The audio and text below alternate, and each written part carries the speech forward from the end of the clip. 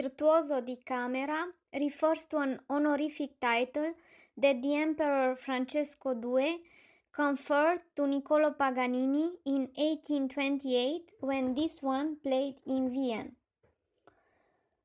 Due to lack of precise documents, we know not where Paganini went from Livorno and what he did until 1804. Later in Paris, he confessed to musicolog Fetis that he retired to the estate of a Toscan noblewoman that he loved. In autumn of 1804, he returns to Genova, where he dedicates himself to being a composer and a pedagogue. He composes two groups of three quartets for violin, viola, cello, and guitar, filled with serenity and grace, expression of youth and optimism. These quartets were published in 1820 at Ricordi Publishing as Opus 4 and 5 dedicated to amateurs. In meantime, he teaches violin lessons to a 7-year-old Caterina Calcagno, a child prodigy. He stayed to Genova until 1805, for he felt a strong attraction to return to Lucca. The opportunity came when Elisa Baciocchi, Napoleon's sisters, installed there as Princess of Lucca and Piombino as a consequence of historical events that took place in Europe in between 1801 and 1805, invited him. The delusion of Italian people was beautifully captured in the novel written by Ugo Foscolo, Jacopo Ortis. Paganini also read this novel, and he shared the same feelings as Foscolo expressed through his character. Listening to Paganini's music was like reading one of last letters of Jacopo Ortis. The position of virtuoso di camera and conductor of the orchestra was given to Paganini. In the beginning, it was received in the orchestra, also his older brother Carol, because in the budget on year 1808 we find the sum of 45 scudi per month for both brothers. The salary was quite modest if we compare to the tenor, who received 25 scudi per month. The fact that Niccolò agreed to such modest salary shows us that life conditions were harsh even for a virtuoso like Niccolò.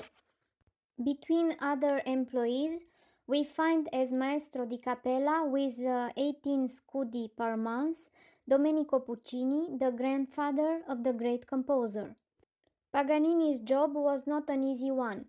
He had to conduct opera spectacles, give concertos 2 or 3 times a week, and twice a month give a public concert for Elisa's guests. But the most difficult task was to teach violin to Felix Baciocchi, her husband. Sometimes the sovereign asked to be prepared a concerto for the evening of the same day, and not always with printed pieces, which was very difficult for her musicians, except for Paganini, who enjoyed improvising.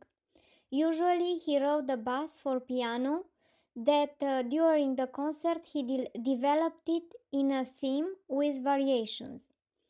Once Il Maestro di Capella was asked to compose for the same evening a double concerto for violin and English horn with accompaniment from orchestra.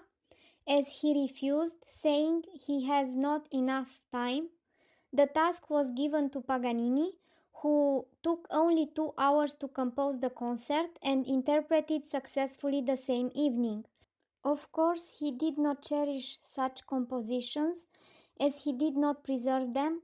He used to consider them only as amusement.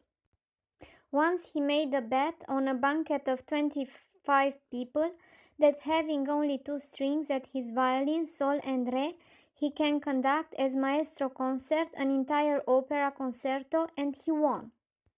From this time dates also the Duo Merveille sonata, inspired from the idea of a conversation in between a man and a woman, played only on 2 strings.